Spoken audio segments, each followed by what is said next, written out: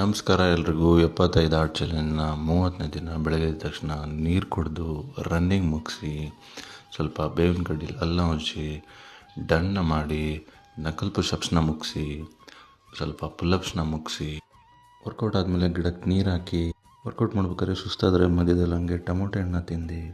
ತಿಂಡಿಗೆ ಇಡ್ಲಿ ಮತ್ತು ಚಟ್ನಿನ ತಿಂದು ಮಧ್ಯಾಹ್ನದ ಊಟಕ್ಕೆ ರಾಗಿ ರೊಟ್ಟಿ ಮತ್ತು ದಾಳಿಂಬೆನ ತಿಂದು ಮತ್ತು ಸಂಜೆ ಡ್ರೈ ಫ್ರೂಟ್ನ ತಿಂದು ಈವ್ನಿಂಗ್ ವರ್ಕೌಟ್ ಸ್ಟಾರ್ಟ್ ಮಾಡಿ ಜಂಪಿಂಗ್ ಸ್ಕ್ವಾಟ್ಸ್ ಮಾಡಿ ಸಿಂಗಲ್ ಲೆಗ್ ಸ್ಕ್ವಾಟ್ಸ್ನ ಮಾಡಿ ಸ್ವಲ್ಪ ಪುಲ್ಲಪ್ಸ್ನ ಮಾಡಿ ಮತ್ತು ಸ್ವಲ್ಪ ಪುಷಪ್ಸ್ನ ಮಾಡಿ ಮತ್ತು ಸ್ವಲ್ಪ ಬೈಸಿಪ್ಸ್ ಕಾನ್ಸಂಟ್ರೇಟೆಡ್ ಪುಲ್ಲಪ್ಸ್ ಮಾಡಿ ಮತ್ತು ಲಾಸ್ಟಿಗೆ ಸ್ವಲ್ಪ ಡಣ್ಣ ಮಾಡಿ ಮುಗಿಸಿ ರಾತ್ರಿ ಊಟಕ್ಕೆ ಮುದ್ದೆನ ನುಂಗಿ ಇವತ್ತಿನ ನೀರು ಕುಡಿಯೋ ಟಾಸ್ಕ್ ಕಂಪ್ಲೀಟ್ ಮಾಡಿ ಕೊನೆಯದಾಗಿ ಇವತ್ತಿನ ವೇಗನಿಜಾಂಶತೆ ಏನಂದರೆ